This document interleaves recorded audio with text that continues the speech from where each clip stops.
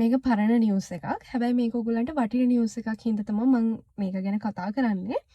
මොකද මේ කැම්පස් යන්න බලාගෙන ඉඳලා ඒගොල්ලන්ගේ කැම්පස් එකේ බොඳ වෙච්ච අයට මම මේ නිවුස් එක ගෙනාවේ. මොකද සෑහෙන ප්‍රමාණයක් ඉන්නවා කැම්පස් යන්න බලන් ඉඳලා කැම්පස් යන්න බැරි වෙච්ච.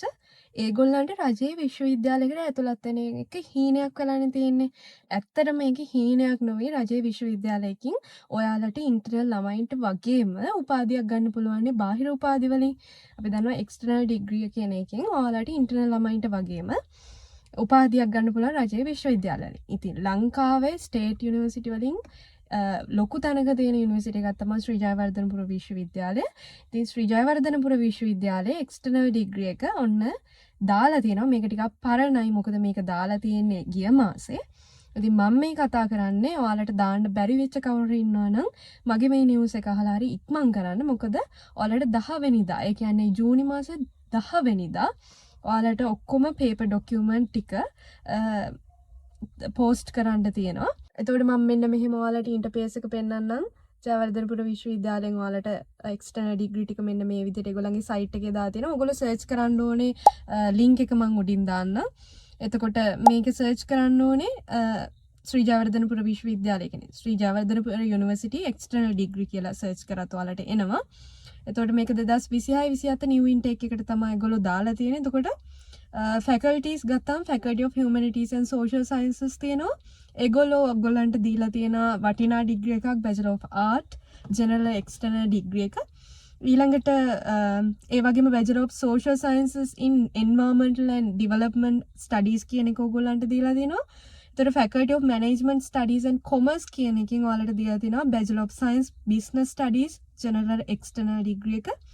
ඒ වගේම faculty of applied sciences වලින් දීලා තියෙන ඕගොල්ලන්ට BSc honors in polymer product manufacturing and industrial management external degree program එක. මේක සාමාන්‍යයෙන් හරිම රෙයා. ඒක නිසා මේක කරන එක ගොඩක් වැදගත් සයන්ස් ළමයෙකුට. ඉතින් මේ ඩිග්‍රී ටික තමයි ඒගොල්ලෝ එක්ස්ටර්නල් ඩිග්‍රියක් විදිහට ඕගොල්ලන්ට දීලා තියෙන්නේ.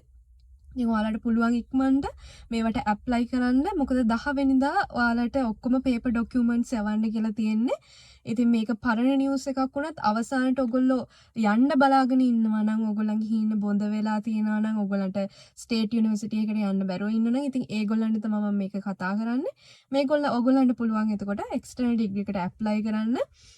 වෙනස තියෙන ඉන්ටර්නල් ළමයින්ට ඇතුළට ගිහිල්ලා කරන්න තියෙන ක්‍රියාකාරකම් ටික ඔයගොල්ලන්ට කරන්න ලැබෙන්නේ නැහැ.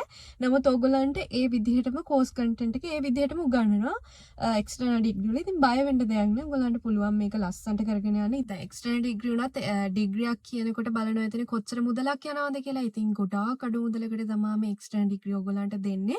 සහ ඔයගොල්ලන්ට එකපාර මේකට ගෙවීම් කරන්න ඕනේ නැහැ. ඉන්ස්ටලේෂන් වශයෙන් ඔයගොල්ලන්ට මේකට පේමන්ට් කරන්නත් පුළුවන්. ඉතින් ගොඩාක් අඩු මුදලකට තමා මේ ඩිග්‍රී එක ඔයගොල්ලන්ට ලබා දෙන්නේ.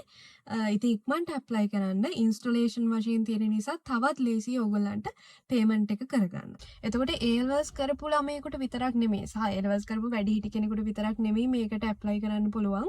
ඒගොල්ලෝ දීලා තියෙන රික්වයර්මන්ට්ස් වලට අනුව NVQ levels තියන අයට ඒ වගේම අධ්‍යාපන දෙපාර්තමේන්තුවේ ගුරු පුහුණු සහතික ලබාගෙන තියෙන අයට සහ ඒ වගේ ක්වොලිෆිකේෂන් ගොඩාක් ඒගොල්ලෝ දීලා තිනවා. ඉතින් ගොඩාක් දුරට මේගොල්ලෝ මේ ගන්න එක ළමයි, ඒ කියන්නේ එක්ස්ටර්නල් ඩිග්‍රියට ඇප්ලයි කරන්න ළමයි ප්‍රමාණය වැඩි කරලා තියෙනවා. ඉතින් මේ විදිහට එක එක රික්වයර්මන්ට්ස් ඒගොල්ලෝ දීලා. ඒතකොට A levels කරපු ළමයෙකුට විතරක් නෙමෙයි NVQ සහතික තියෙන ඔයාලටත් මේකට ඇප්ලයි කරන්න පුළුවන් බය නැතුව.